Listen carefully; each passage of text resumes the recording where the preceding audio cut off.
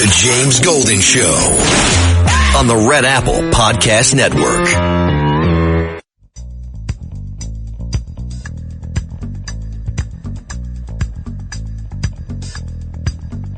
Evildoers responsible for my husband's assassination have no idea what they have done. The voice of Erica Kirk. They killed Charlie because he preached a message of patriotism, faith, and of God's merciful love. They should all know this. If you thought that my husband's mission was powerful before, you have no idea. You have no idea what you just have unleashed across this entire country and this world. You have no idea. You have no idea the fire that you have ignited within this wife. The cries of this widow will echo around the world like a battle cry.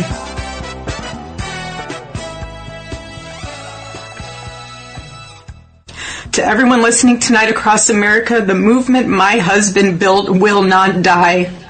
It won't. I refuse to let that happen. It will not die. All of us will refuse to let that happen. No one will ever forget my husband's name, and I will make sure of it. It will become stronger, bolder, louder, and greater than ever. My husband's mission will not end, not even for a moment. And one of Charlie's greatest talents was his ability, this phenomenal ability to choose great people to follow him. Welcome, my friends. James Golden, Bo Snerdley here with you. It is the Saturday Morning Vibe. What a vibe is across America. We are going to take your telephone calls today. Hopefully we'll be able to squeeze in many because people want to speak. And we have been hearing voices since the middle part of the week when Charlie Kirk was executed by a murderous assassin doing what he did, trying to create a safe space, a space where people can have dialogue with each other. 800-848-9222 is how you reach us. 800-848-9222. There has been so much happening. I mentioned earlier in the week, yesterday, the days are blurring into each other, that I have never seen the social media sites that I visit in the state that they are now. I've never seen this. And I've been, for instance, I was on X when it was Twitter, going back to, I was thinking about this earlier. How long have I been on here? A good friend of mine, Kerry Pickett, a journalist, insisted that I get on Twitter back in the days when Mitt Romney was the candidate and Obama squashed him. And so I did and in fact, I remember my first big Twitter deal was the debate that was held in Florida. I attended that debate and got on Twitter. Since then, I've been on, or now what is X. I have never seen X like it is these past few days. It is a nonstop flurry exposing people, many of them in positions of trust, educators from around the country who feel content to spew their vile hatred of Charlie Kirk, to mock everything he stood for. You also have I'm embarrassed to say members of the military, some. It's not widespread, thankfully. You even have a few members of the military. You have people in government. In fact, there is a story that I looked at last night from Government Exec. It's sort of a trade publication for people in government. And their headline was pretty much, and I'm paraphrasing it, I'll find the exact headline later perhaps. But their headline was something to the effect that the Trump administration is now looking to, and I am totally paraphrasing. This is not the headline, but this is what I drew from it. To punish people who criticize government workers, going after government workers who criticize Charlie Kirk. And that is not what is happening. What is happening around the country is that people are calling out the left for outrageous, egregious comments that are totally uncivilized, that reflect poorly not just on themselves, but on the institutions that they work for, if they are linked to those institutions. We've seen things in the aftermath of this assassination, this horrific, horrible assassination of Charlie Kirk, that I haven't seen before either. Comcast has finally, all these years that MSNBC has been devoted to 100% Trump hate and to show their displeasure and their hostile, biased, unjournalistic attitudes toward Republicans. Comcast has been pretty much quiet. In fact, I was wondering, and I think I may have put it on a post earlier this week, I wonder if Comcast, the real reason that Comcast is spinning off MSNBC is that they're just embarrassed. They don't know how to change it. They can't figure out how to change it without losing gazillions, well, the millions of dollars that they do make on it, which is remarkable in itself given the low viewership. But they still do sell ads. But I wondered if the real reason they're spinning it off into whatever this thing is going to become, PMS Now or whatever it is that they're just frankly embarrassed over what a horrible stain on journalism that network has become, or has been.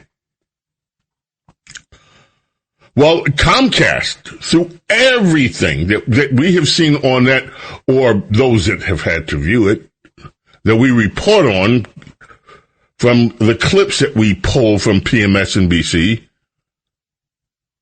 finally Comcast has scolded their employees. Comcast top executives scolded employees yesterday as MSNBC's coverage of the assassination of Charlie Kirk was deemed at odds with fostering civil dialogue and being willing to listen to the points of view of those who have differing opinions. Now, of course, we all know what happened with Matthew Dowd, a former Bushie. A Democrat turned Bushy, turned back to being his self, I guess would be the best way. In fact, he has there's an article in the Hill today.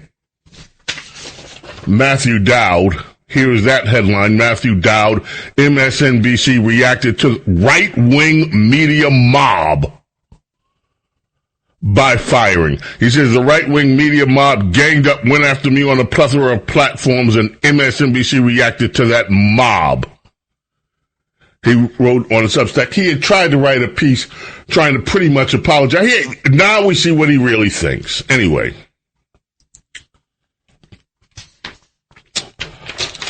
The folks at Comcast told PMSNBC, the folks at MSNBC, they need to do better. As employees, we ask you to embody our values in your work and communities. We should engage with respect, listen, and treat people with kindness. Well, Comcast will soon be rid of that problem. So I guess good for them. Later today, we're going to hear from Princess Diana, and I sent her an article that was in the LA Times that I found somewhat disturbing, and I can't wait to get her take on everything that's going on. Oh, John Catsimatidis just sent me some stories. Democrat donors reluctant to give Biden's to Biden for his presidential library. I wonder will they give some money for Kamala after she wasted anywhere we're now hearing between $1 and $3 billion. FBI documents reveal that John Bolton's personal email was hacked by foreign entities. Interesting.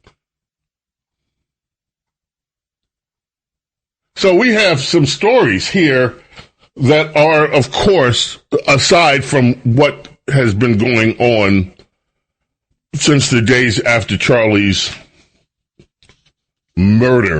assassination.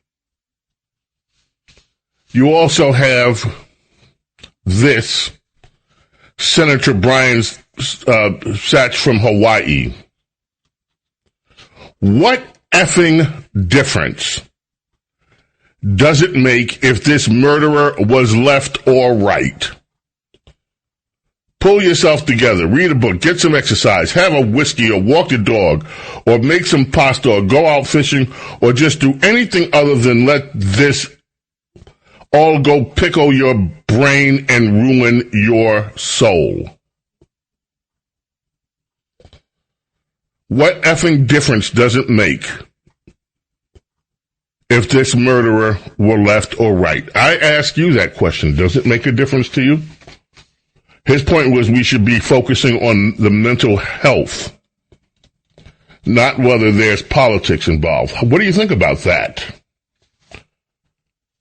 There have been so many egregious things that have happened. We're going to try to catalog some of them. We cannot possibly even get to a fraction of them. James Golden, Snerdley here. Going to take a quick break. We're going to take a quick break, like right now, please. Thank you. Just break. The James Golden Show on the Red Apple Podcast Network. The James Golden Show. Entertaining and informative on the Red Apple Podcast Network. Telephone number is 800-848-9222. The lines are quite full right now, so just keep the number handy. We will be taking some telephone calls. I just want to briefly go through one of the other ones last night. I mean, look, folks, it is an endless stream of this stuff. Social media, I've never seen it like this. People are being outed. They are being doxxed for their horrible comments, left and right. Literally, in the space of an hour or two, you can see hundreds of people's images pop up, things that they've said that are just horrible, and people are responding. They are calling these people's employers. They are getting involved to make sure that their voices are heard too in response to this. It is happening on a scale which I have not seen in the over 10 years I've been on social media. An Office Depot worker was axed, fired. This is one of the things. And this story broke last night, and quickly it was taken care of. An employee at a Michigan Office Depot was fired after allegedly refusing to print posters for a vigil honoring Charlie Kirk. He called the material propaganda. On Friday afternoon, the Kalamazoo County Republican Party ordered posters of the slain father of two from an Office Depot in Portage, Michigan, ahead of a vigil that night that was planned for Charlie Kirk. 3 hours after the order was placed, a supervisor named Beryl contacted the organizers to say action would not be completed. They call the posters political propaganda. So, early last night, an attorney and Republican activist, Matthew DiPerno, took to X to call out the company for blatant political bias. He showed them the receipt for the cancel order.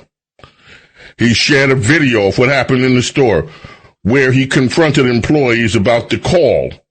A woman he spoke with identified herself as one of the store managers and reiterated that their location doesn't print political propaganda.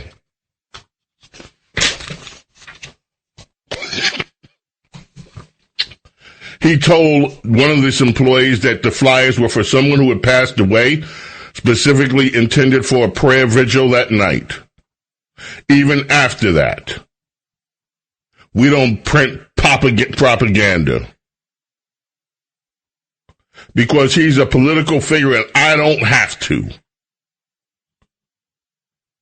Well, they went to FedEx where the staff apologized and printed the poster free of charge. Despite securing a poster, his post racked up thousands of views within the 24 hours. The backlash to Office Depot was so immediate, so intense, that there was action. Office Depot has released a statement expressing deep concern for the incident that occurred in their Portage, Michigan store. The behavior displayed by our associate is completely unacceptable and insensitive, violates company policies, does not reflect the values of Office Depot. They apologized to the customer. Upon learning of the incident, they reached out to the customer to address their concerns. They said that they launched an immediate internal review. As a result, the associate is no longer involved with the organization.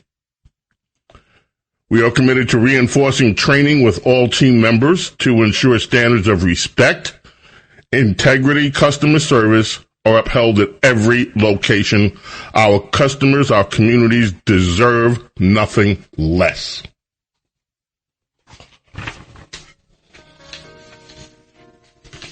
I'm glad they did that because I buy a lot of paper and other stuff from Office Depot, and I was just like, well, I guess if this is going to be the way it is at Office Depot, I'm going to have to go to Staples.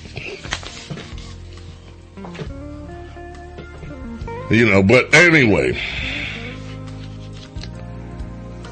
800-848-9222 is how you reach us. James Golden, Snerdley, Saturday Morning Vibe. Your calls are coming up. We're looking forward to catching up with Princess Di, with America's small caffeinated mom, Rhonda Schrock. James Flippin, our old friend James Flippin, is in the house today. Can't wait to catch up with him. Lizzie has the day off. And your telephone calls, 800-848-9222. Saturday Morning Vibe, my friends. Glad you're here. Please stay here. The James Golden Show on the Red Apple Podcast Network. The James Golden Show, entertaining and informative on the Red Apple Podcast Network. Y'all saying Charlie too much? My bed's starting to float. Y'all saying his name too much. Like, I'm looking at, oh, and someone need to get the wife too. Her. She just as trifling. The wife. The wife. I'm not even gonna say the name. Because if it applies, then get her. Today is September 12th, 2025. It's 4 p.m. I'm at the Bergen County Administrative Building in Hackensack, New Jersey. County completely run by Democrats, entirely controlled by Democrats, a full county commission board, and the president ordered flags to be flown at half-mast for Charlie Kirk, and they're all at full mast. They did not listen to the order. Here's the date flag, full mast. Well, what for us? Well, everything has changed. If we didn't know it already, there is no longer any middle ground. Some of the American left are undoubtedly well-meaning people, but their ideology is pure evil. They hate the good, the truth, and the beautiful, and embrace the evil, the false, and the ugly. And they literally will kill those with whom they disagree, just as their predecessor leftists Marx and Stalin and Lenin and Pol Pot and Fidel Castro did. We must know that. And we're going to be hearing, ladies and gentlemen, throughout the day from many voices across the political spectrum.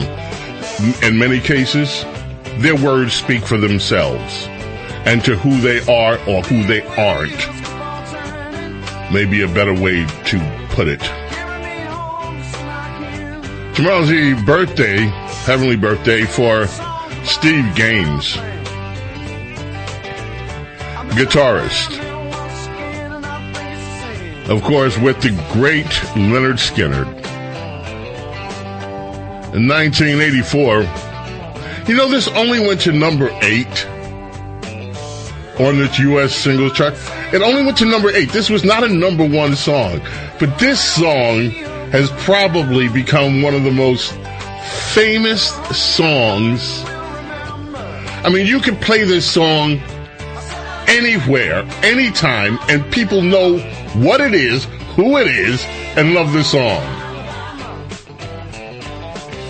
This goes to show you, sometimes the numbers don't tell the full story.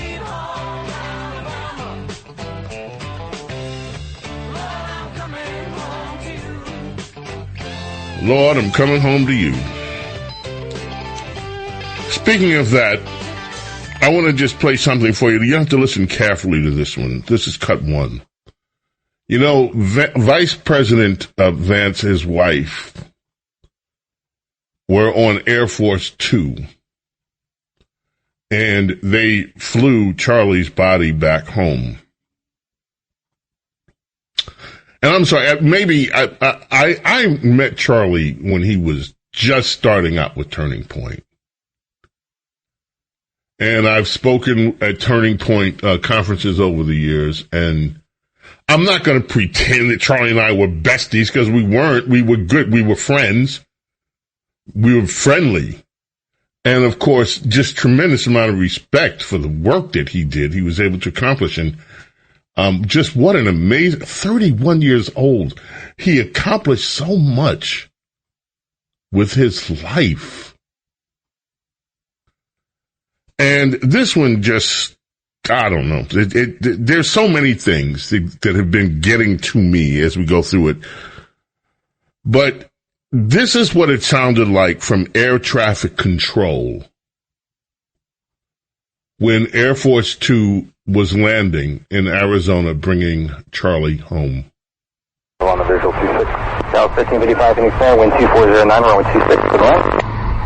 Clear line 26, Southwest 1555. Welcome home, Charlie. You didn't deserve it. May God bless your family. Just very quick. Welcome home, Charlie. You didn't deserve it. May God bless your family. Cut 3.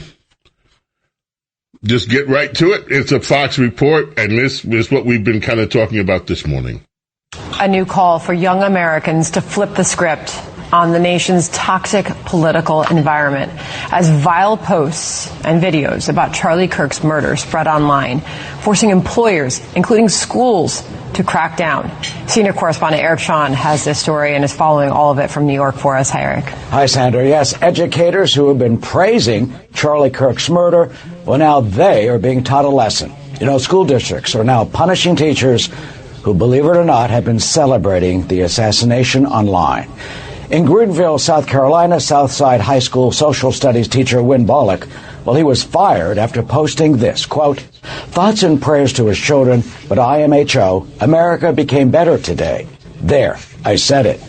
In Framingham, Massachusetts, King Elementary special ed teacher Samantha Marengo posted this video of herself singing God Bless America and dancing, as you can see, as a television news report played reports about Kirk's killing.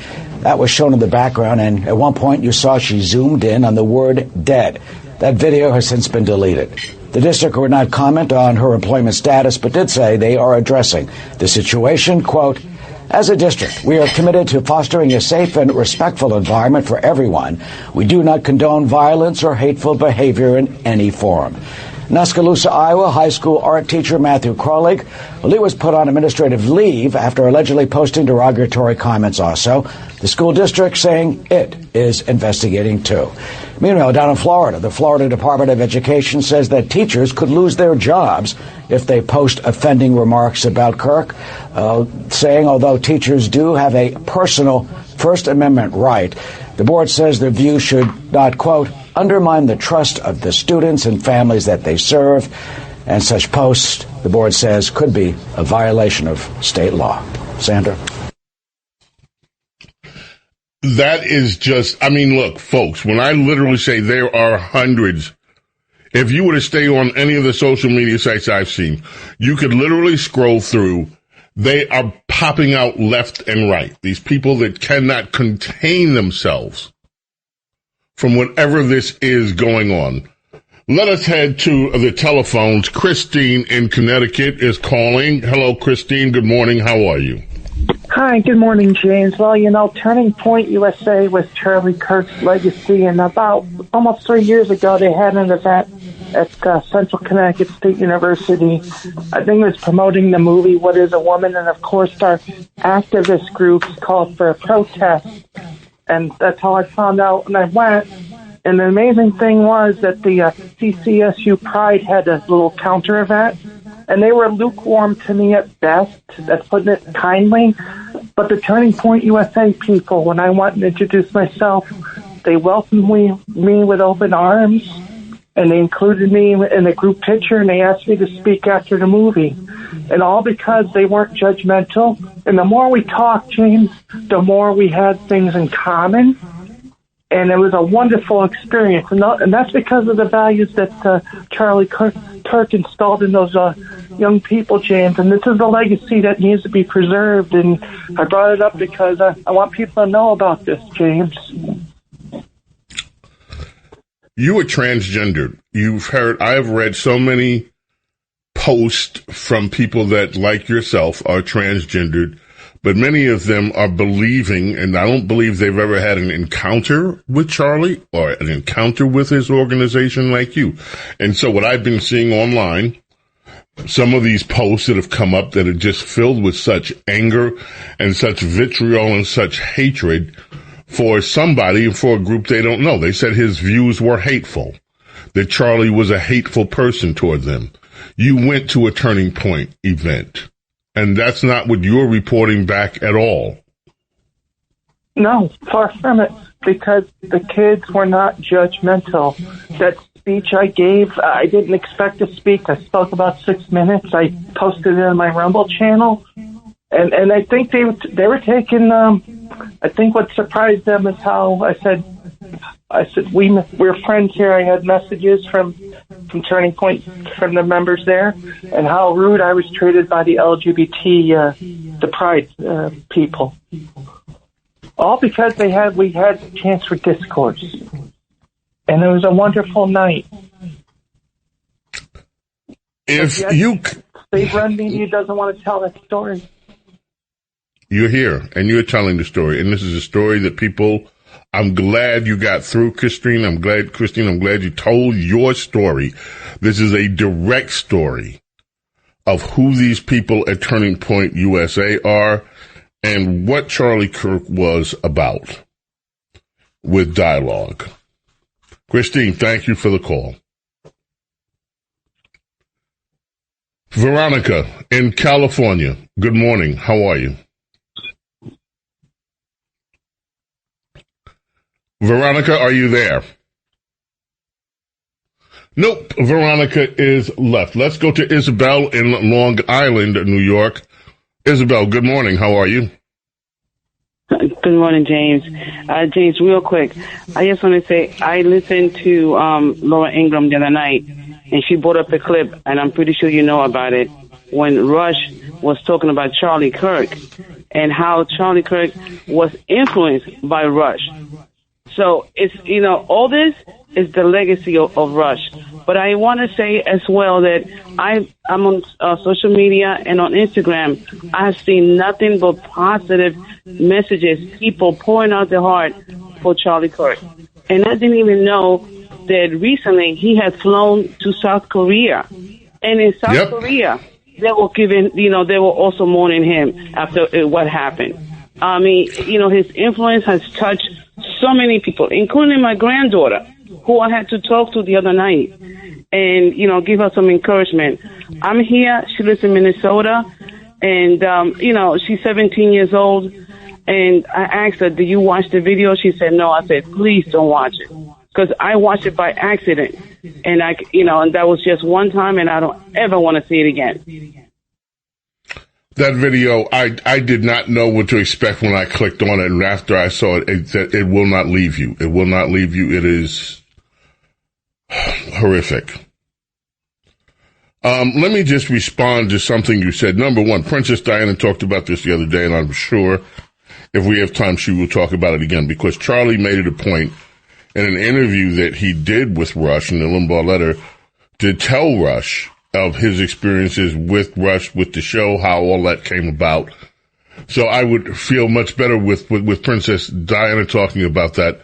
As for myself, my knowledge of it was I, along with some of Rush's other friends or associates, I remember I met Charlie before Rush did, and I came back and I talked to him about. I said, "Man, there's this kid out here, this Charlie Kirk." I said, "Rush, this kid's going to be president of the United States one day. He is just an amazing force." And some of other Rush's friends had been talking about Charlie Kirk as well. It wasn't too long before they met in person. And that, of course, was iconic. But Princess Di has a handle on that, and maybe she'll just address that very briefly. What Charlie Kirk had to say about Rush, and Charlie Kirk's legacy, though, is Charlie Kirk's legacy. He built an amazing legacy himself. I'll tell you something that you also triggered. I posted something last night. Have you ever seen a video that has brought you to tears, even though you didn't understand a single word that was said? And I posted that thought because in Poland, their parliament did something that the Democrat Party of the United States in Congress refused to let our Congress do. That is honor Charlie Kirk on the House floor. Democrats voiced objections to it, these people. In Poland, another nation, their parliament, and you could hear the talk that was going on, you could see it. The only word I understood in the whole thing was at the end when they said amen. Apparently they ended it with a prayer. But it was a moment of silence for Charlie Kirk. And you could see and feel the energy coming off of it. His legacy, he's being mourned in other countries. It's amazing that the Polish entire Polish parliament, showed more class, dignity, and respect than House Democrats are capable of doing. I don't want to get too political here, but I would just say this. We are seeing as a country who these people are. We are seeing it in places like Virginia. A lot of this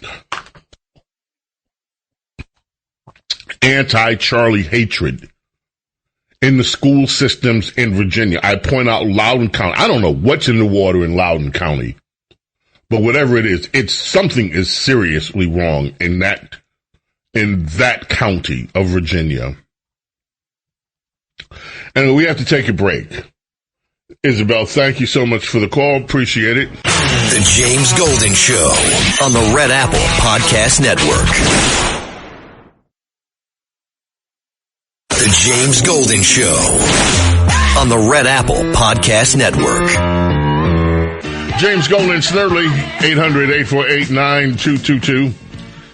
Okay, we're going to, I want to get back to the telephones, but I also want to play some of these other things that we have here. This, I think, I want to play two if we have time. 14 and 15. Number 14 is, I say this kid, I think he's 13 or 14 years old, a black kid.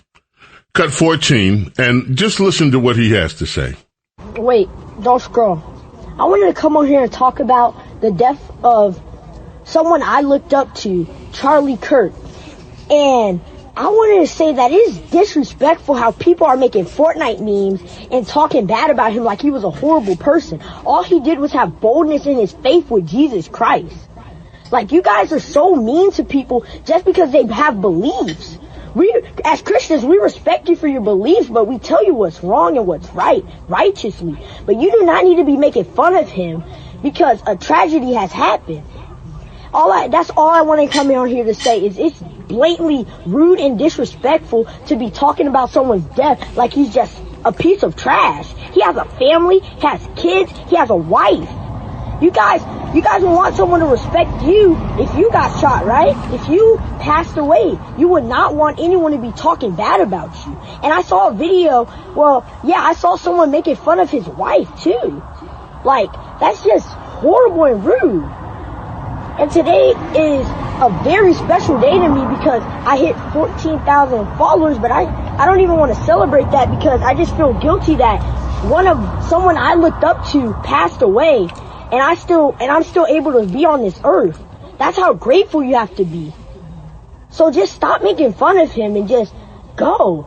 Like, just stop making fun of him. It's not even funny at all. Here's another. This gentleman next that you're going to hear from is a bit older. The James Golden Show on the Red Apple Podcast Network. James Golden Show, entertaining and informative on the Red Apple Podcast Network.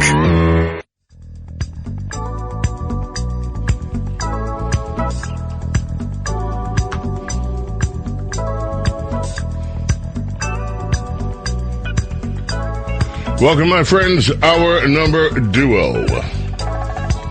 James Golden, Bo Snerdley with you here. It is the Saturday morning vibe, and what a vibe it is this week. Such tragedy. Lizzie out of Bali has the day off. Our very own Lizzie, the star anchorette of Red Apple Audio Networks. In her stead today, our old friend, our good friend, the news director of Red Apple Audio Networks, James Flippin, is here. James, it has been a long time since you and I have had a chance to chat with each other. How are you? I'm doing well, Bo. Yeah, it has been a while, actually. I was thinking about the last time that we did it on air. I don't know if it's been a full year or not, but it feels like it at least. It really does, James. James, there are other things happening in the news. One of the stories that interest me, and I want to hear what has interested you this week, but one of the stories that interested me was what is happening in the nation of Nepal. Mm-hmm. The landlocked nation. If you go to the map, it borders China and it borders India. They're completely landlocked. They had a major upheaval. Dissolved their parliament. There were riots. Government buildings were set ablaze. Deaths. People were killed. And a lot of it was stemmed by dissatisfaction from Generation Z. In fact, the protest has been called the protest of Generation Z. There was a ban that was put in countrywide on almost every social media platform in the country, including Facebook, X, YouTube, all of it banned. The government said that these companies had failed to register and to submit to oversight. And that was part of what sparked this government to fall. But there was also something else, the Nepo babies. There has been a lot of resentment among the young people. They're angry. And how did they see all of this? On social media. The social media that was banned, they were angry at the Nepo kids, the children of the ruling class in Nepal who were flaunting their luxurious lifestyles while most of the youth in that country struggle to find work or find a place in society. I think that this has, I don't know about you, James, I think this has far-reaching impact in the changing world, a world that is being more and more governed, in a sense, in terms of media by what is happening on social media. I wanted to get your take on it.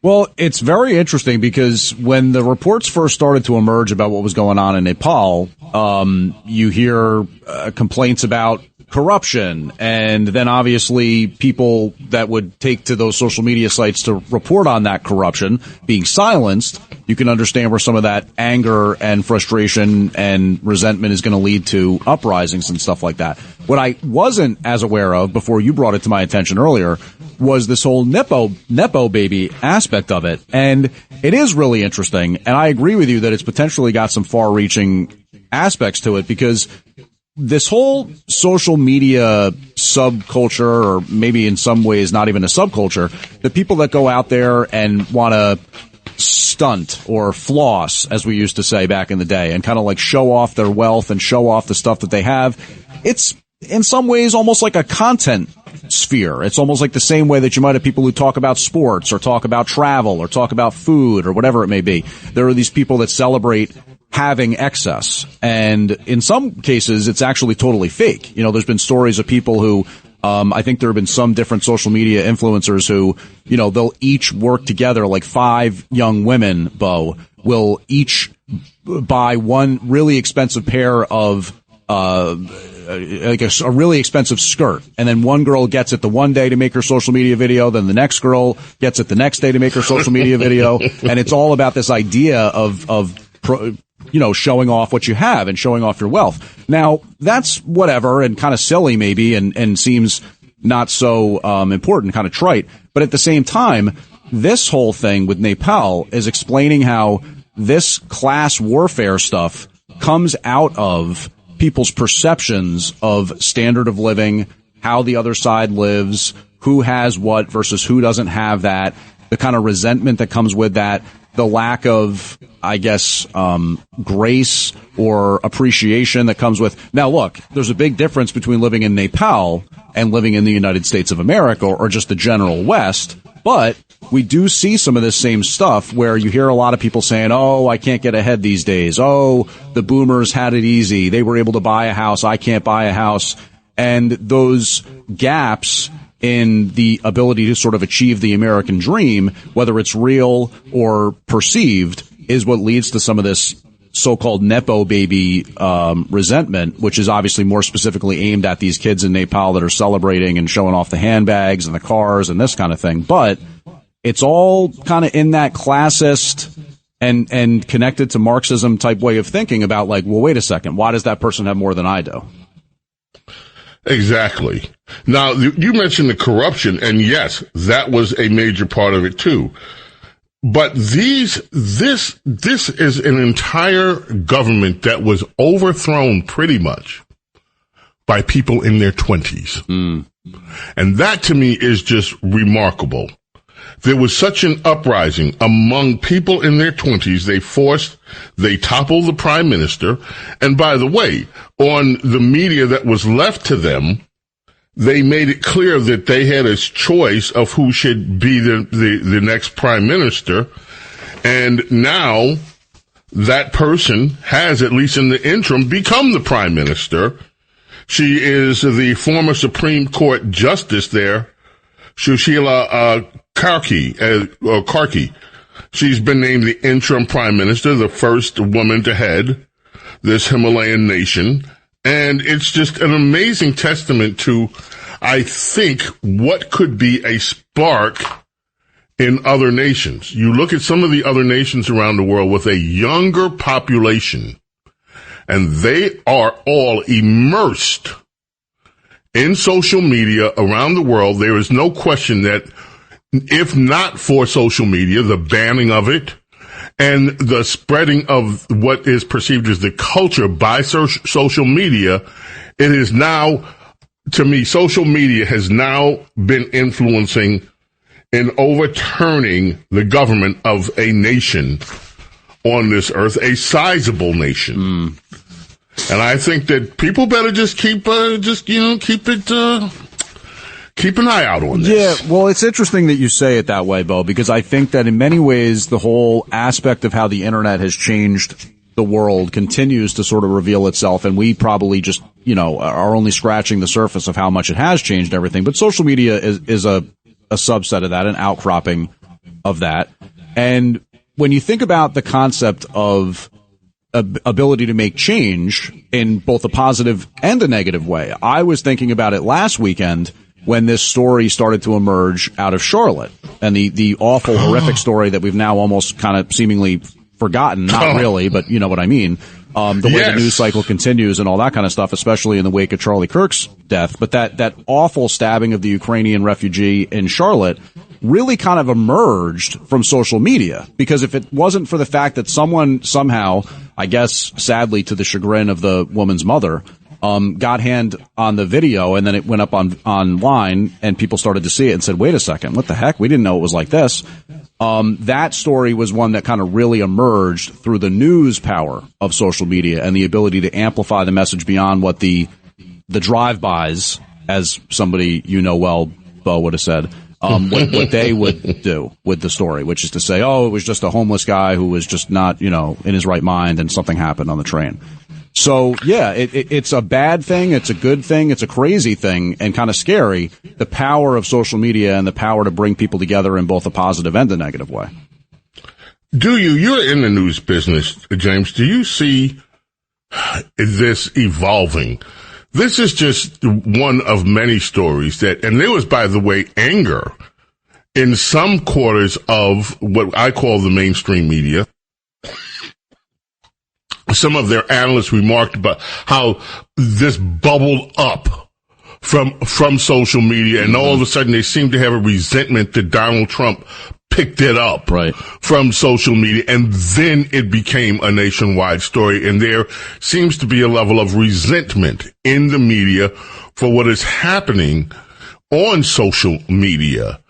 How do you see all of this playing out in the future, James, with the social media is not going away in this country? Well, you have these established other media giants that are out here, but they're not covering stuff that the people themselves are seeing. How do you see this playing out? Yeah, it's an interesting question, because I think it's one that has been going on now for the better part of, I'm going to say probably around 20 years, because I think that's around the time when these blogs started to emerge, around 20 years ago, when you had these internet journalists or commentators or people that could write their own piece and put it up on their blog, and that started to kind of challenge the traditional media paradigm, which was, let's say you're covering the Yankees, right?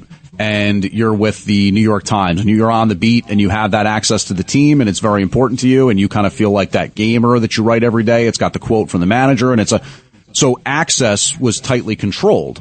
And with the way the internet's changed everything, you have everybody's got access, right? Everything has changed. And so I think it's just going to continue to go in that direction. Around 20 years ago, the reason I reference that is that you had this level of resentment between the traditional newspaper and the blogger. The blogger was seen as sort of a lesser than, not legitimate. Definitely nowhere near the gravitas or the level of status that, say, a broadsheet newspaper would have. And slowly but surely that's starting to change, because there's a lot of people who for the longest time have said, I'm angry with the fake news. I'm angry with the left-wing bias that's present in all these different news outlets. And yet there's not much I can do about it, save for maybe watching Fox News at night or something like that. And that's totally changing. So I think there are going to be these ongoing back and forth battles of trying to say, oh, that's not a legitimate outlet, from somebody like a Chuck Todd, because he's so tied into NBC and MSNBC and these networks that are frankly diminishing in relevance every single day. And they're fighting against it.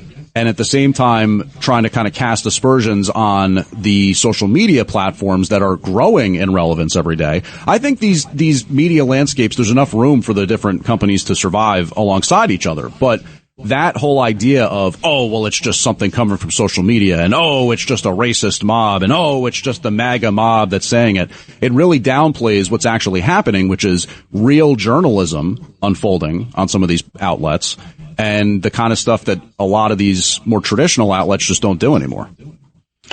Wow. James, as always, what a pleasure to hear your voice. Great to catch up, though. Really, really, really fun. James Flippin, ladies and gentlemen, Red Apple Audio Network's news director. Always such a pleasure. James Golden, Snerdley here with you. The Saturday Morning Vibe continues. The James Golden Show on the Red Apple Podcast Network. The James Golden Show, entertaining and informative on the Red Apple Podcast Network. They got him in the neck. They got him in the neck with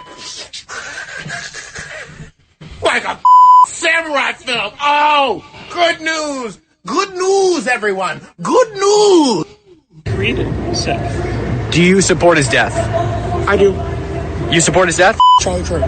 You support Charlie Kirk being killed? Yes, I do. On the day he died, you're here at a vigil for Charlie Kirk, and you support his death. Do you support a Nazi? No, I don't support a Nazi. Charlie Kirk wasn't a Nazi. You support his shooter? Yep, sure do. Freedom. You support Charlie Kirk's shooter? Sure do. He does all a favor. Would you shoot somebody like Charlie Kirk? I would have killed him myself. You would have killed him yourself? Okay. Do you have a job here in Seattle? Nope. I take that for a living. James Golden, Snerdley. Let's get back to the telephones very quickly. Joe is calling from Brookhaven, Long Island. Good morning, Joe. How are you? Good morning, Bo. Very sad. I never even really listened to Charlie much, and then since this happened, I started listening, and he had to be divinely inspired wisdom. I just can't. The Holy Spirit spoke through that man, and the courage of his faith was off the charts. The kids, my kids, they're 9, 12, I have 10 kids. I didn't know how much of an influence. They're coming in now. I never knew this. 9, 12 years old. No, about 17 coming in. Tell me about these rappers, Tom McDonald, the songs. They're heartbroken. So for every left-wing demon out there, there's 100 patriots rising up. My kid's just starting college, community college. He wants to go join Turning Point. There's another song that I've been watching. It's Diesel. I don't know if you've seen that country song about Charlie. If you get a chance. Oh, my God. It's beautiful. On Twitter, because the kids don't go on Twitter. They go on TikTok and Instagram. The older people go on Twitter. I didn't know that. He's inspired such a movement.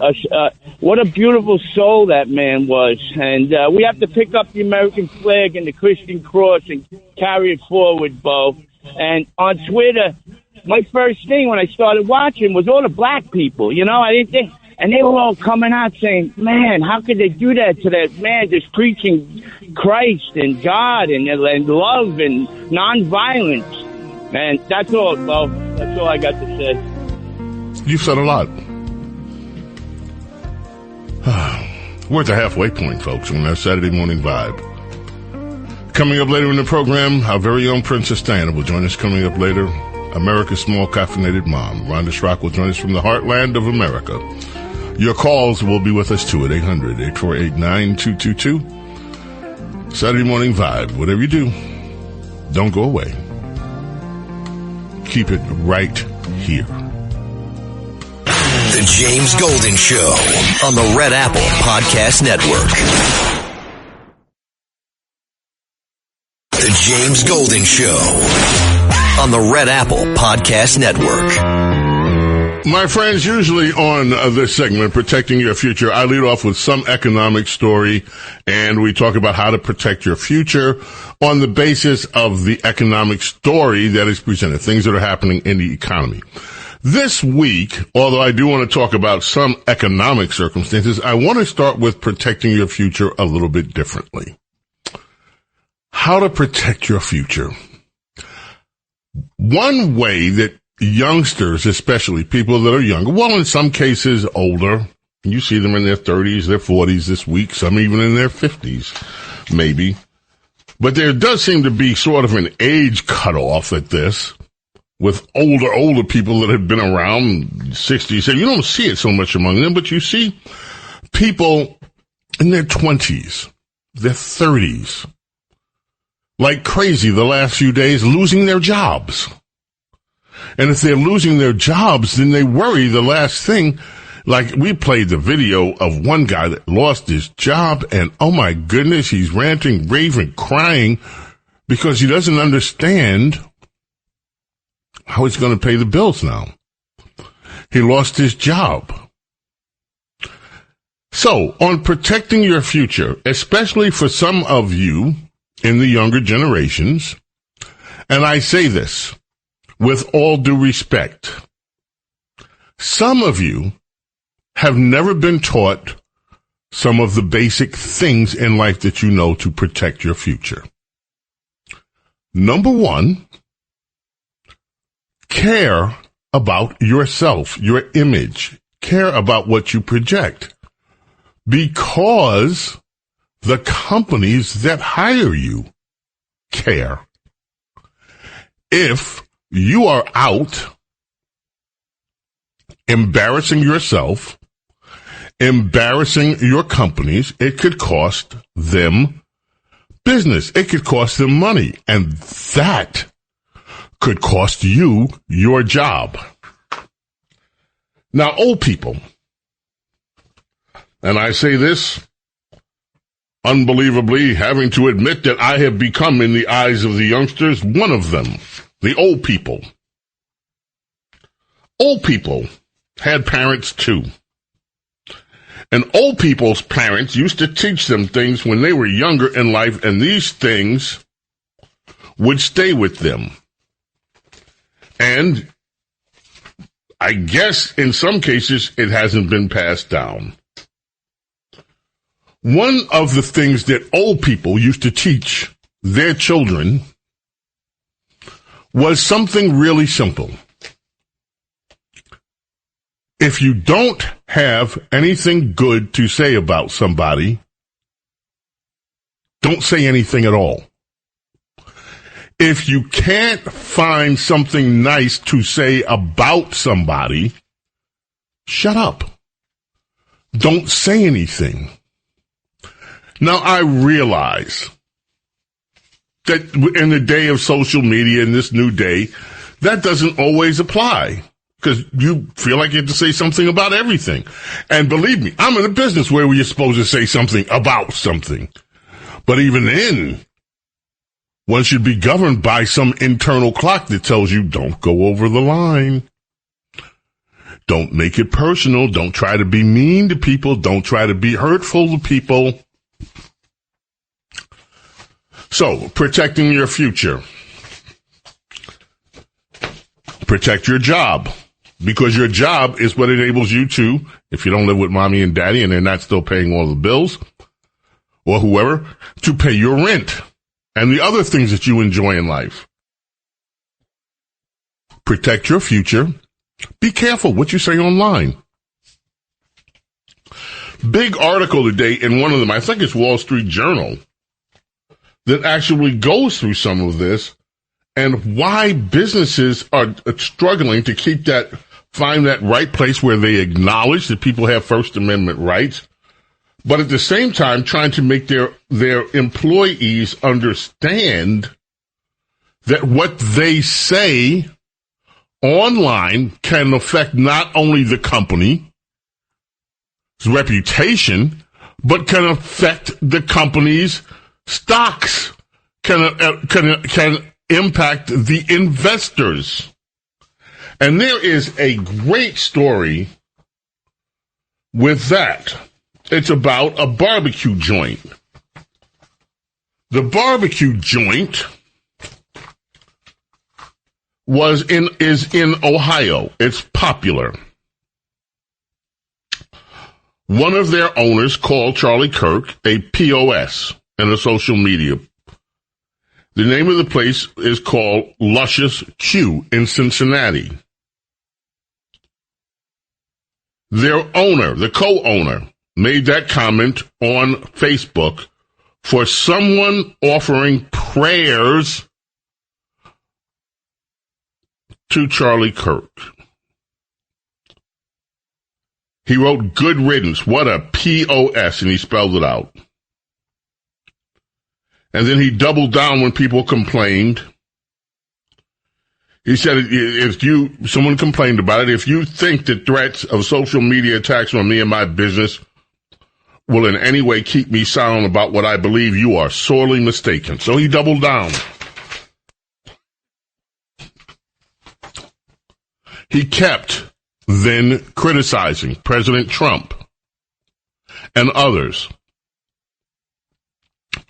Well, it didn't take but a day later when several of the business partners announced that they had cut ties with the restaurants. Later on, the restaurant announced that they had cut ties with the owner, the co-owner. Now, Cincinnati's TQL Stadium, which is a home to their soccer team, was one of the vendors of this restaurant. They immediately cut ties. They said, FC Cincinnati, TQL Stadium, expect our vendors and partners to uphold the values of respect and tolerance that are core to our club's identity. In addition to their flagship location in Cincinnati's Pendleton neighborhood, Luscious Q also operates inside a food hall. Those venues said they're taking these matters very seriously. They're reviewing now all of their legal options.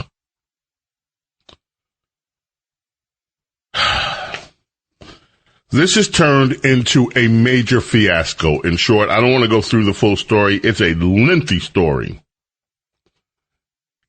Now it appears that there are going to be lawsuits going back and forth because this guy spoke up. He was owner of a company, but he had other owners. He had investors. They have all been impacted by his intemperance. The business has been impacted. It is losing money. It has lost major accounts because he couldn't restrain himself from being nasty. Sometimes, despite what one thinks, the best way to protect your future, to protect your business, to protect your friendships in some cases, to protect civility and harmony, sometimes the best way to protect your future is to shut your mouth. Be it online with your or get away from the computer keyboard or the text keyboard, whatever it is you use, but keep your thoughts to yourself. Show some restraint. And that's how, in some cases, you can protect your future.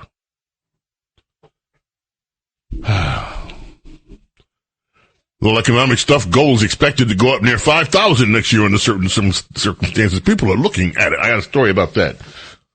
Let's see. Stock market blooms despite worrying signals about jobs. Blah, blah, blah, blah, blah. I'm looking for that gold story. Where gold prices could hit 5K if this happens, Goldman Sachs predicts. Yeah. Looming rate cuts. So they're thinking about what happens if the interest rates are cut. Anyway, let us head back to the telephones. Silas in Staten Island, New York has been waiting. Good morning, Silas. How are you? Yeah, I'm glad to say, first of all, I'm glad that you talk about economics because people really do have to look after their money. So get your money right and get your wallet fat. Anything can change. But with Mr. Charlie Kirk, lots of people have been criticizing him, lying about him. But the good thing is, even like that young kid, they can go online and see that he has never said anything racist. He has never said anything misogynist. And they can see that they're being lied to. And I've always said, if a political party lies to you and does not have your interest in mind, get away from them. Someone on your station had called in about saying, oh, if Mandami gets shot, you would all celebrate. No, we wouldn't. And I don't want anything to happen physical to Mandami. I want New Yorkers to rise up and reject his philosophy, and please vote Curtis Lewa and show them that we're no longer. Okay, this number one. Hey, let me just start. Silas, this is a network show. We're not just on in New York, so I don't focus heavily on the mayoral race in New York, although that is important. And people should vote for who they feel comfortable voting for. I love Curtis, as you know. And I've said many times, I think Curtis Lewa has demonstrated with actions, not words. He has spent his entire life, the better part of his life, trying to protect New Yorkers and not just New Yorkers. The Guardian Angels chapters are all around the world. He has spent his life building up an organization to protect people from crime, from violence, and he's run it very effectively. And they're still here and doing well years later. I think he has proven himself. People are going to have a choice with Cuomo. People are going to have a choice with Mamdani. And I think that we'll just have to see how this goes. I am cautiously, well, to be honest with you, I don't know whether I feel a sense of inevitability or I'm cautiously optimistic. It depends on the day of what will happen in New York. But I hope that the right thing happens. Silas, always thank you for your call. I appreciate it. Let's go to Minnesota and check in with Dom. Dom, good morning. How are you? Yeah, good morning, James. You know, I heard that, I listened to that little kid, the 11-year-old African-American kid. I was really impressed. My wife and I, we listened to Erica Kirk on the TV, and she bawled her eyes out, and I was trying to console her. She, her and I, we have occasionally heard of Charlie Kirk. We were not deeply into him. I knew he was a conservative. But when she heard that, she's like, oh my God, she couldn't stop crying. But here's my bigger question. Because of what Charlie Kirk stood for, the First Amendment, shouldn't we, as businesses and people like that, be in support and defend the First Amendment, not be firing people based on their hate speech or whatever? Because we say hate speech is protected. As conservatives, shouldn't we be examples of protecting hate speech? I know there's alternatives to that, but you educated me by playing all of these other videos, by doing, people firing other their employees because they hold a certain view.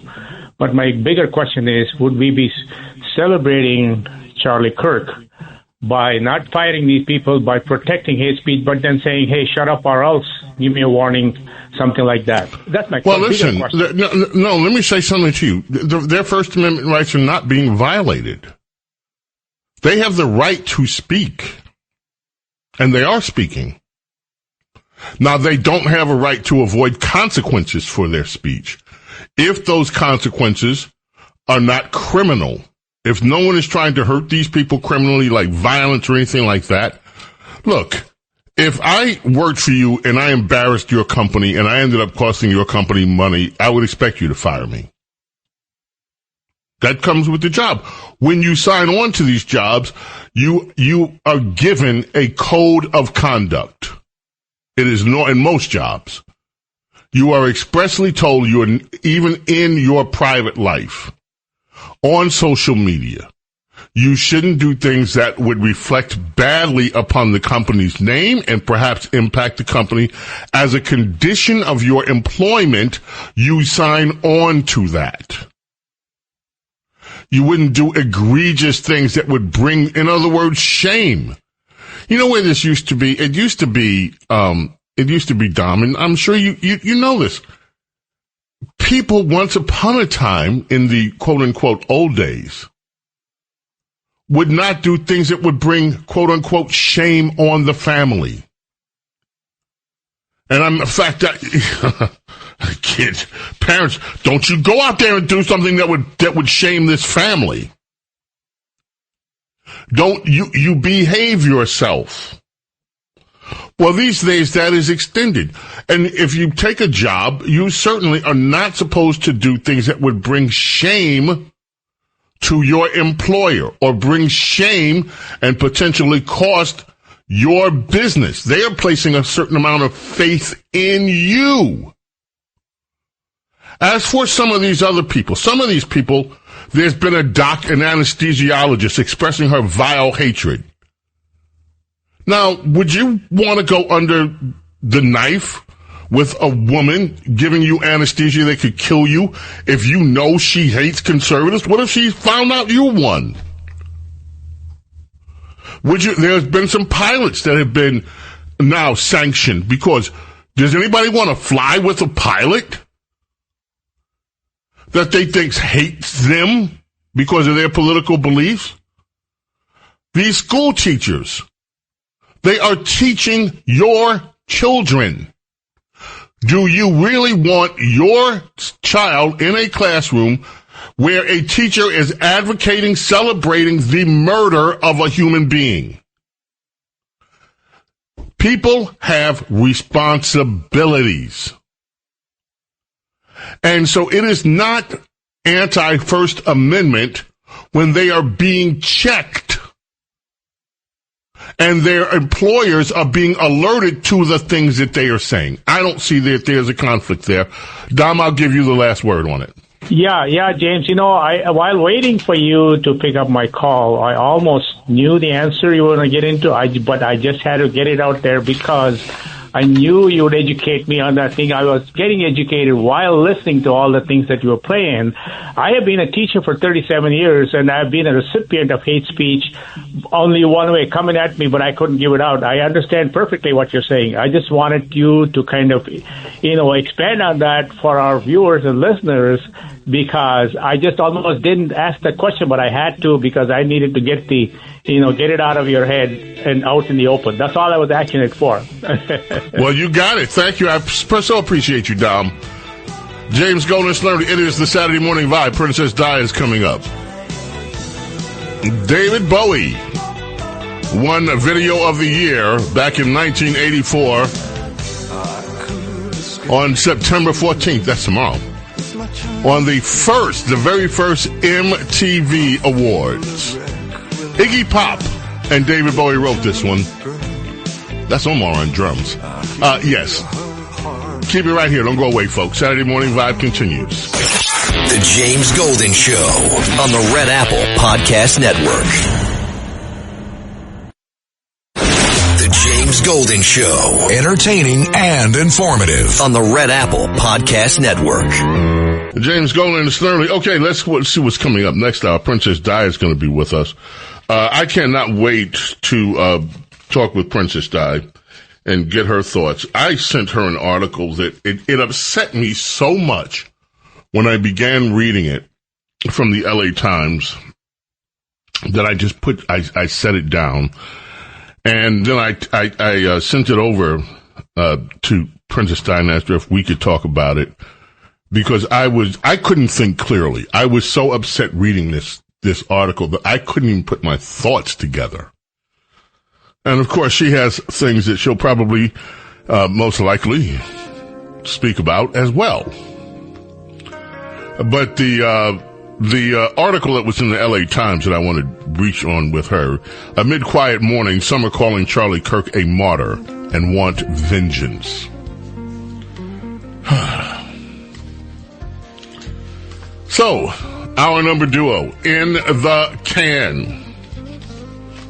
Our number trio coming up, 800-848-9222 is how you reach us. Coming up in the next hour as well,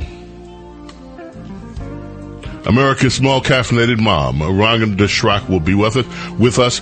I just saw another article about coffee prices going up, and I can testify to that. They are rising like crazy. I'm still not going to stop drinking coffee, though. Keep it right here. Whatever you do, don't go away. The James Golden Show on the Red Apple Podcast Network. The James Golden Show. Entertaining and informative on the Red Apple Podcast Network.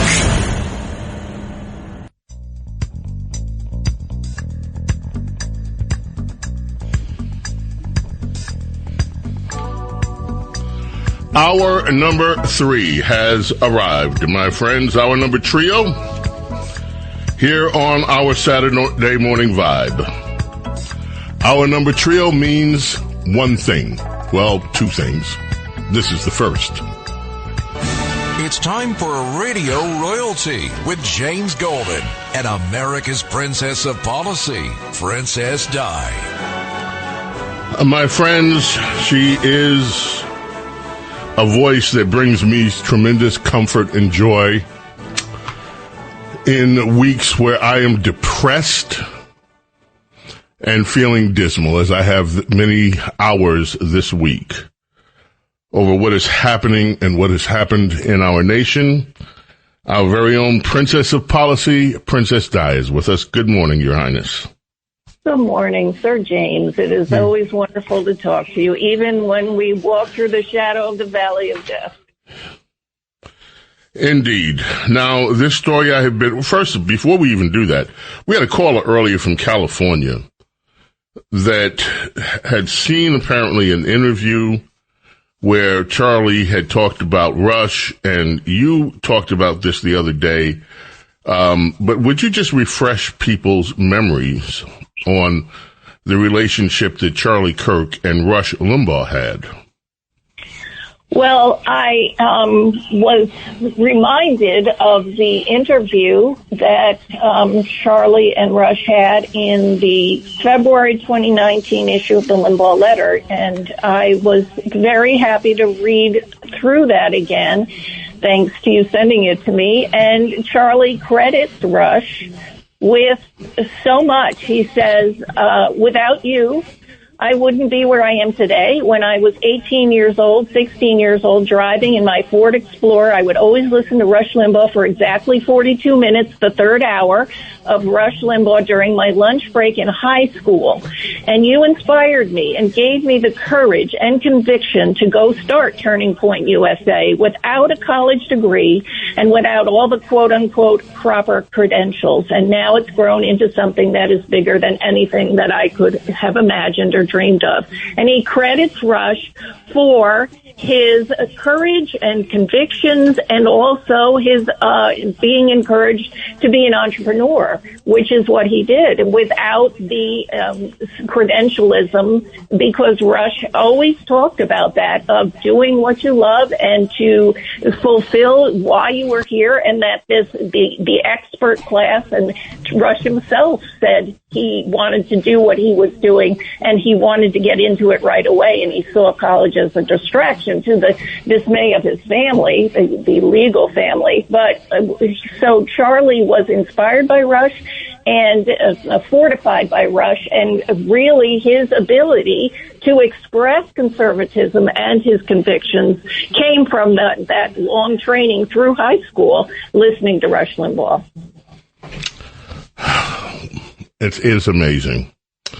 Let's get to this LA Times story that I sent you. As I said, I was so upset, Diane, that I could not even focus my thoughts.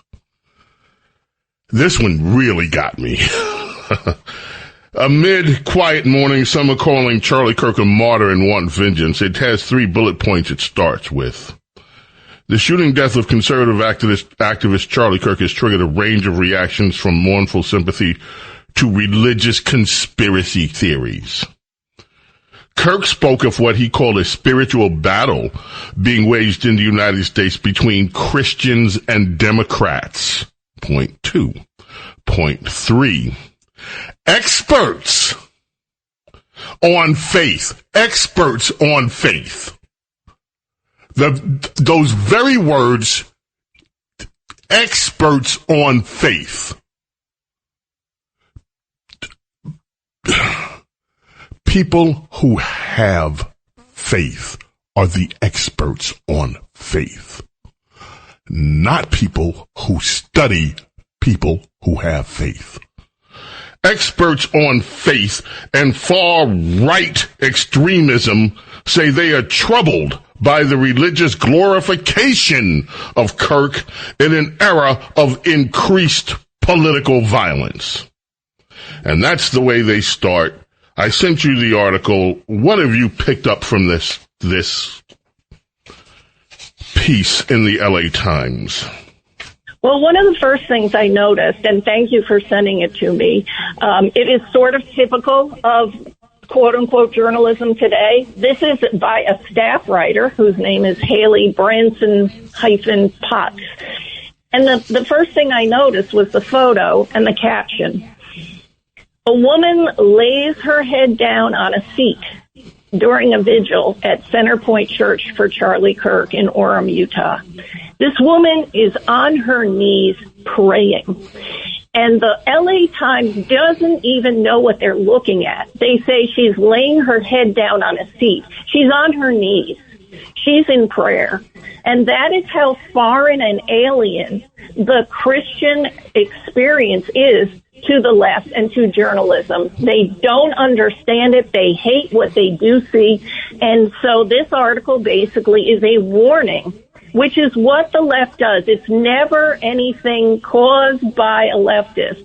And in this case, a shooter who was, clearly a leftist because of the communication on the bullets. One was, "Hey, fascist, catch." And so this idea that the real problem is the conservatives is the default of this piece, which basically says the real problem is Republicans are going to pounce, Republicans are going to seize, conservatives are going to have a reaction, and that's the danger. These are the dangerous people. It's these quote-unquote Christian nationalists, which is a term used by the left to describe patriotic religious people. And so they are seen as dangerous and that they're imminently going to basically bring an authoritarian, you see these protesters with their robes from that TV show, the women with the big white... The Handmaiden. Yeah, the Handmaiden.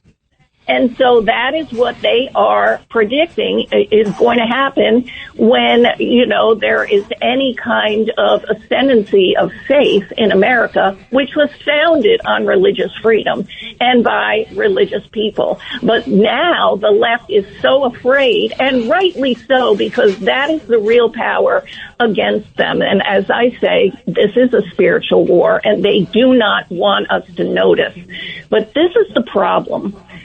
Our eyes have been opened so far and so hard by their reactions online, dancing and celebrating and being thrilled at the murder and assassination of a human being, that this is clearly at another level. This isn't quote-unquote normal. This is demonic, what we're seeing. And you and I have discussed that this week. But what bothers the left and this journalism here is the spiritual warfare rhetoric. That's the problem.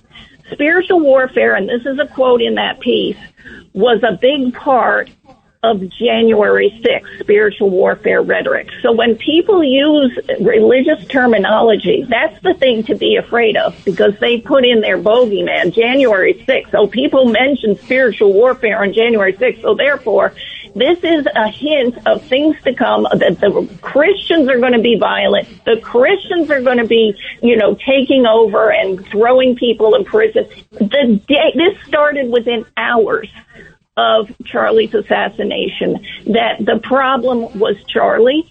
The problem was what he stood for and what he said, and the reaction of the left was he deserved what he got, and so that is the problem. Is not only did they universally conclude that they were joyful and glad and he deserved it, but there was another thread that was very common, which was next. There are more coming. This opened a bloodlust on their side that we have got to recognize. This is a philosophy, a demonic philosophy that wants to kill and wants to eliminate. And so this article, which is saying that it is the conservative Christians who are, this is a term used, eliminationists. They're eliminationists is the word, basically claiming that we want to erase other points of view. They just eliminated Charlie Kirk on this planet. So this idea that immediately they had to look for some kind of deflection from what really happened to a pretzel-like trying illogically to make Christians the real threat, the real problem. This is what they do whenever there's an inconvenient event. They deflect to what they're also saying is both sides do this. And it's Trump's fault, or it's America's fault, it's the structural systemic racism, all of these things, or that Republicans or conservatives are seizing and pouncing on something, and that's the issue. So this article, and that's why it bothered you, I think, because it's not the truth. And I just wanted to point out one other thing besides the caption where the photographer in the article was not even clear on what was happening with a praying woman on her knees in church. They're saying she's laying her head down. They didn't recognize it. Was another part of this article where it says, some of Kirk's most prominent evangelical followers have said his death represents an attack on conservative Christian values and that he was gunned down for speaking the truth. And the truth is in quotes. It's the author's way of saying it's not really the truth. It's suspect. And it just reminded me of a portion of the Bible where Jesus came before Pilate, who was a Roman governor. He presided over the trial. And Jesus said, the reason I was born and came into the world is to testify to the truth. Everyone on the side of the truth listens to me. And Pilate retorted, what is truth? The sarcasm and the message there is no such thing as truth. There is no truth. And that is exactly the point of this writer who basically put the truth in quotes as if there is no real truth. Now, the truth, as we know from Scripture, and as Charlie proclaimed fearlessly, the truth is a person. Jesus said, I am the way, the truth, and the life. No man comes to the Father but by me. And as I said, one of the things that I think the left doesn't understand in their dancing on Charlie's death is what the reaction is going to be of people like me, inspired by Charlie, to tell the truth boldly. Charlie did that, and he was not afraid, and that is a promise that we all must keep, and that is we will tell the truth. We will tell the truth of who is the truth, and we will do it for the rest of our lives. Princess Diana is here, ladies and gentlemen. Princess, hold on. 27. This is, folks, what she's talking about, what we're talking about. These people. Listen to this. And we're going to head to a break right afterwards. The James Golden Show on the Red Apple Podcast Network. The James Golden Show on the Red Apple Podcast Network. Let me ask you tonight, do you think Donald Trump is a fascist? Yes, I do. Yes, I do. Let me ask you tonight, do you think Donald Trump is a fascist? Yes, I do. Yes, I do. Princess Diana is here with us. We played the bite from this word fascist, and you mentioned it earlier, Princess. I want to talk about this for a second because what was found on that bullet, and it's like, hey, fascist, catch. And then you get this from the New York Times today. The police found messages after Kirk's killing. What they mean is unclear. Your Highness, are you unclear about the messages that were sent? No, and they aren't either. I also, in that piece you sent me from the LA Times, there was a link to an analysis of the messages on the bullets and bullets casings. And one of the other messages was, if you read this, you are gay, LMAO. And the analyst said that this is obviously a conservative message. So they they are deliberately misinterpreting. And that's, there's a lot of this. They're trying, because they have no answer to the normal reaction that people are having of horror to what has happened. And so they are trying to deflect. And so they're saying, well, he's from a conservative family, a conservative area. This is a conservative problem. They're trying to do everything possible instead of acknowledging that this is a problem on the godless left. Since you and I have known each other, I go back and I think about the names that conservatives have been called. I met John Lewis, and I had a nice talk with John Lewis, and I have respect for John Lewis, but I will never also at the same time forget John Lewis standing up in the well of the House, thundering with that majestic voice of his, the Republicans are coming after you. They're coming after your children. They're coming after the elderly. They're coming after you. We have been accused of wanting to throw grandmother off the cliff. We wanted to let health care for seniors die on the vine. Called fascists, racists, homophobes, bigots. And this word fascist has been thrown around. Do you think anything will change? We got about 20 seconds. I think that the spiritual warfare has been joined by so many millions now that, yes, I think that the left has unleashed something that they do not know. As the widow said, they don't know what happened. They don't know what they've done. And it's going to be victory for God, not them. Wow. Princess Diana, thank you.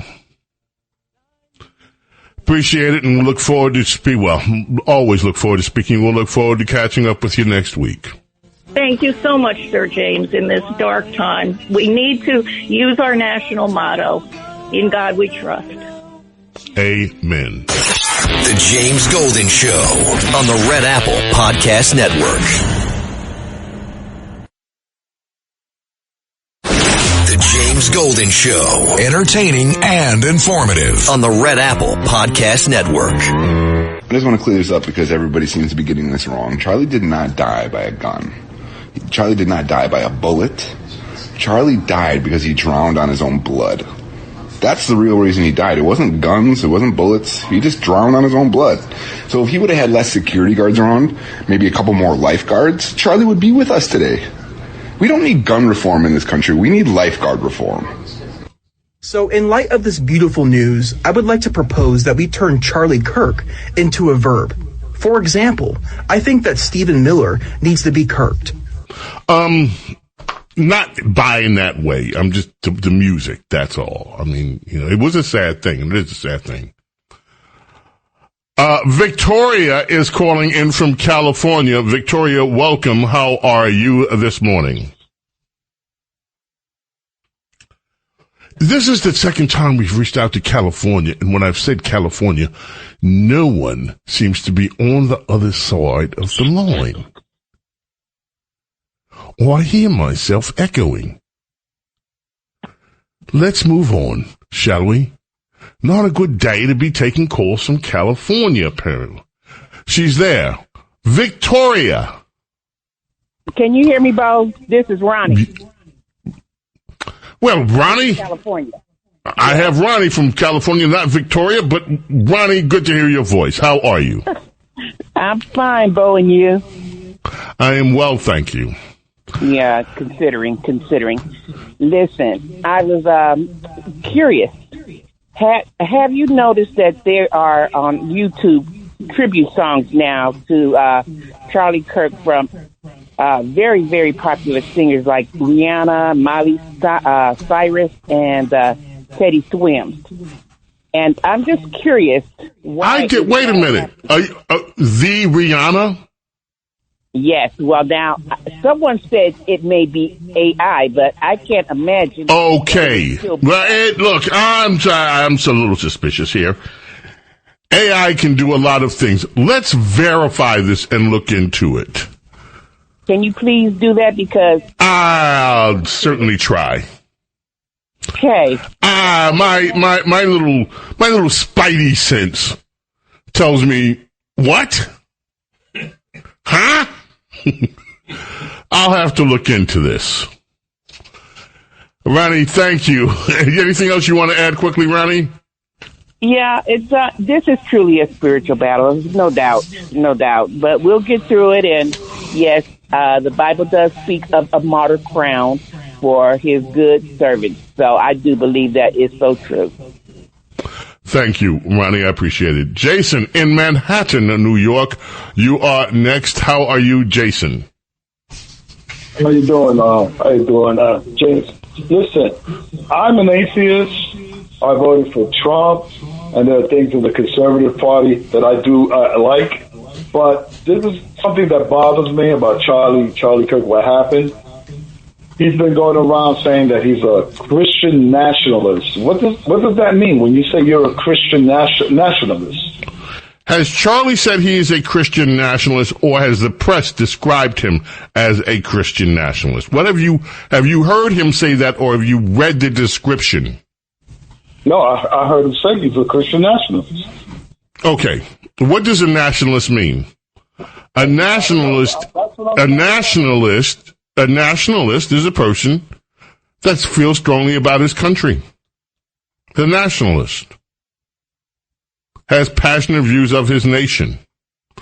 Now, I read an LA Times article, I don't know whether it was the same one, that described a Christian nationalist as being a person that believes this is a quote-unquote Christian nation. And I have taken issue with that many times. I've heard people say it, no, and that is not accurate. We are a nation that was founded by many people who were Christians, but they were also deists. There were also people who practiced other things. And this nation was built on religious liberty and religious freedom. And were many of the founders Christian? Yes, they were. And that is part of it. And that notion of what's being described as a Christian nationalist, where I hear liberals describe what it is and what people themselves mean by it, I think are two different things. And a nationalism, what is it? Pride in your nation. That's what it is. And for years, people have said, God, country, family. That description, those three things, God, country, family, describe what people are talking about when they say, I'm a national. God, country, family. Or God, family, country, however they want to do it. Anyway, thank you for the call.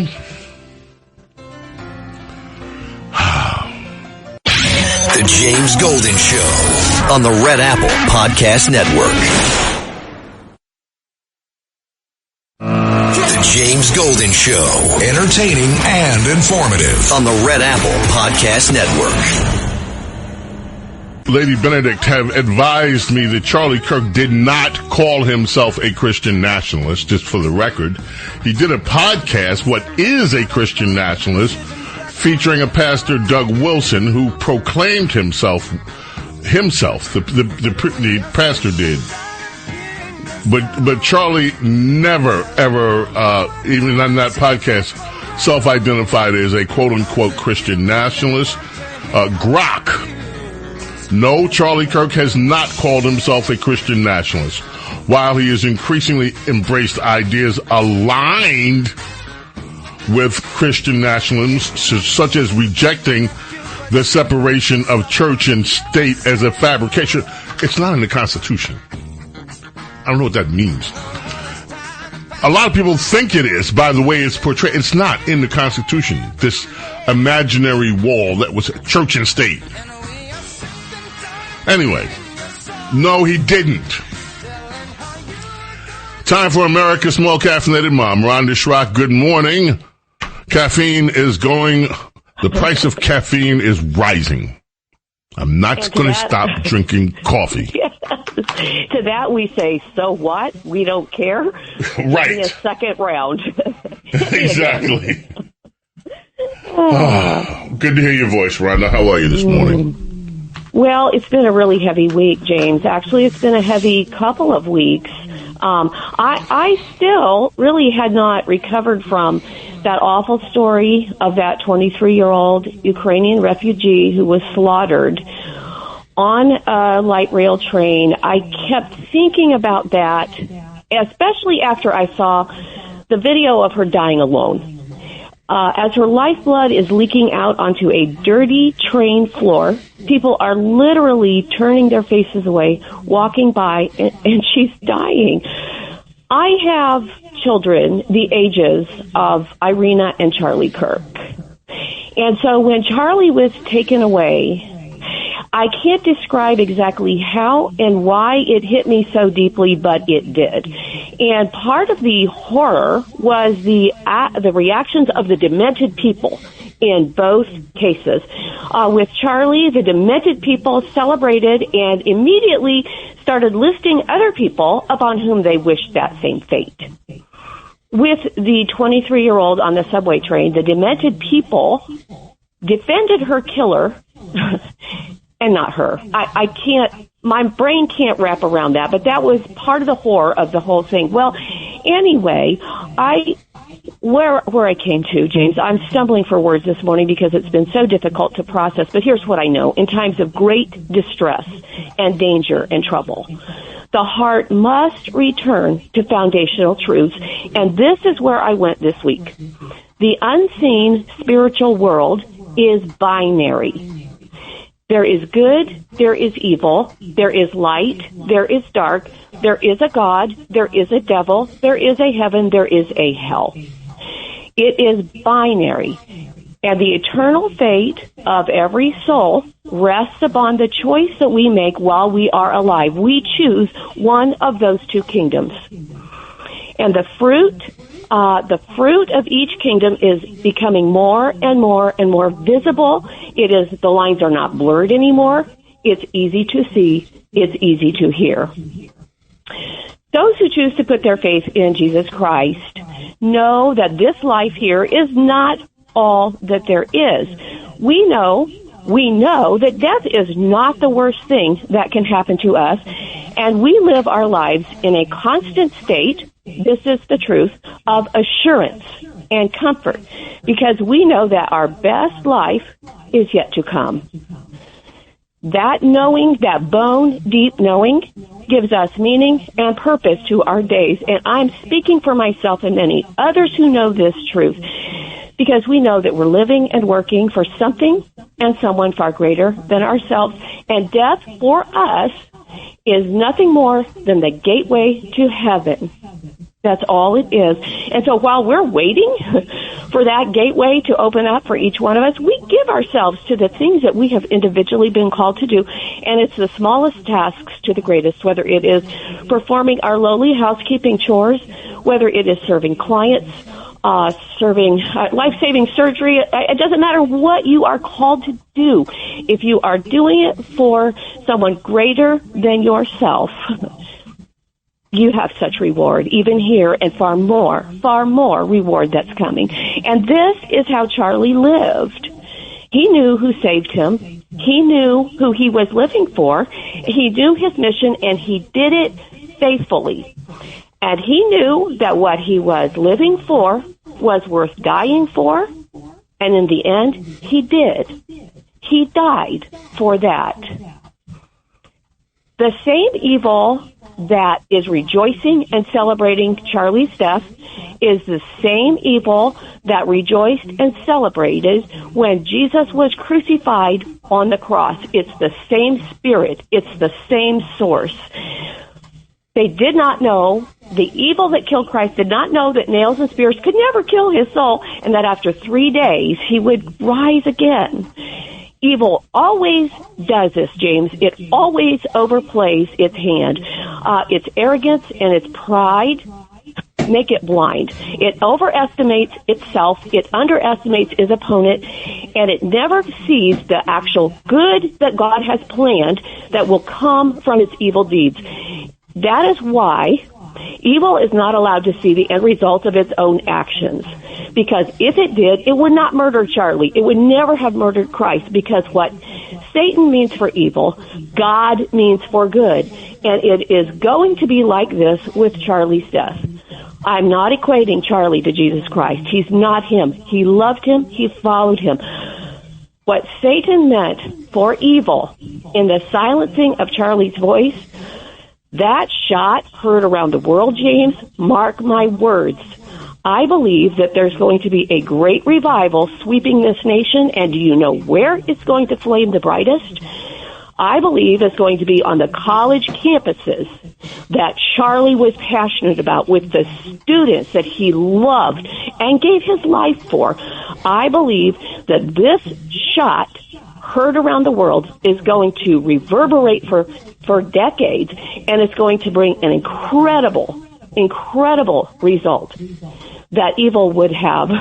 It would have never done that had it known. That's what I believe.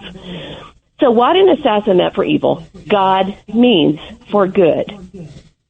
It is true that evil can bring much suffering and it can bring separation, and yet, James, its power is limited. There is so much that it cannot do. A bullet can never kill our hope. It could not kill Charlie's soul. It could not steal his eternal destination. It could only take him there.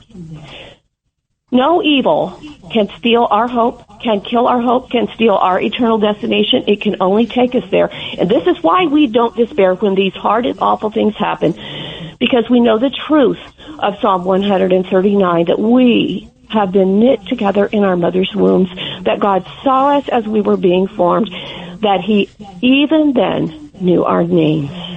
He is the God who knows our names, and he is the God who went to extraordinary measures to reconcile, that's the word I'm looking for, to reconcile us to himself through the death and the resurrection of his son, Jesus Christ. And the God who knows our names is longing for us to come to him in this time of national crisis for all the comfort and the help that we will need. To the doubters who do not believe that the Bible is true, I want you to consider this. If I am wrong and the Bible is untrue, I have lost nothing. If you are wrong and the Bible is true, you will lose everything. As I was writing this, and before I came on the show today, I prayed for all those who would hear this message. And I asked the doubters to just do this one thing with a tiny little bit of mustard seed, as Jesus said, of faith. Ask him to prove himself to you. Ask him to just show you, to tell you in a way that you will know and understand that he is real and that he loves you. I have asked him to do that for you. And now I ask that you just watch and listen, because the God who knows your name will come for you. God bless those who love Charlie Kirk, those who love this country, and all those who are suffering right now. Wow, Rhonda, very powerful. Where can people find your essay, and where can they find you? The essay, No Bullet Can Kill Our Hope, is on thedailybs.com, and my website is rhondaschrock.com, SCHROCK. Now, Rhonda, I just want to say something here, and believe me, and you know me, and you know I love you, and this is not a criticism, but I just want to be really clear about something that I feel very strongly about. There are people that have different spiritual viewpoints. And I want to make it clear that this show, and I am open, and I am not here as to try to proselytize with the show for anybody's. If you have your faith is respected here. If you have your religious beliefs, I'm respecting them. And I don't believe, Rhonda, I don't believe you're saying anything to anybody that disrespects them either. I want to make that clear. But I just want to make sure that people know from all spiritual backgrounds, you are welcome in this place. And no one, I am not certainly, ever trying to say or bring you anything that says you are not welcome. And one of the reasons that we have Rhonda here every week is because she brings such clarity and conviction and hope and inspiration to people with the clarity of her faith. It is a wonderful thing to hear. It's a wonderful thing to be a part of. So I just wanted to add that. Rhonda, you want to say anything behind that? I hold such love in my heart for all people. For all people. And I pray Amen. for all. Amen. We got to go. Love you, Rhonda. I love you, James. That's it, folks, for this Saturday. May God bless, protect each and every single one of you. Each and every one of you. Your families, your loved ones. Love and gratitude for your being here, allowing me to be with you. God willing, we are back this time next week. Thank you to the crew. Thank you. Thank you, everybody. And God keep us strong. God keep us strong through these times. I bid you adieu. Bye. Thanks for listening to The James Golden Show. You can hear The James Golden Show Saturday mornings at 7. If you like the podcast, share it with your friends and listen anytime at WABCRadio.com and download the WABC Radio app. Hit that subscribe button on all major podcast platforms. Plus, follow WABC on social on Instagram, TikTok, Facebook, and X. See you next time for a new episode so you never have to wonder. What the heck is going on here?